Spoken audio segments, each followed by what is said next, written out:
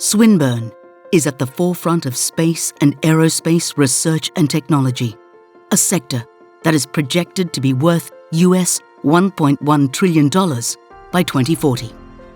We are combining our globally renowned capabilities in astrophysics, aerospace, aviation, engineering, advanced manufacturing, and digital technologies to produce innovative solutions for communities and the broader industry.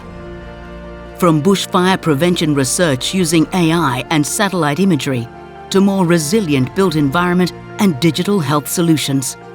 Using novel materials and bespoke designs, we are delivering cutting-edge solutions in space and on Earth, including lightweight satellite components and aerostructures for greener and cleaner launches, and alternative renewable fuels for commercial transportation. We have access to state-of-the-art facilities such as the Swinburne CSIRO National Industry 4.0 Test Lab for composite additive manufacturing and our very own Swinburne Supercomputing Facility. Our industry-engaged engineering facilities, including the Factory of the Future and the Smart Structures Lab, work with our partners to co-create innovative solutions, developing new products and manufacturing methods that can have a meaningful impact.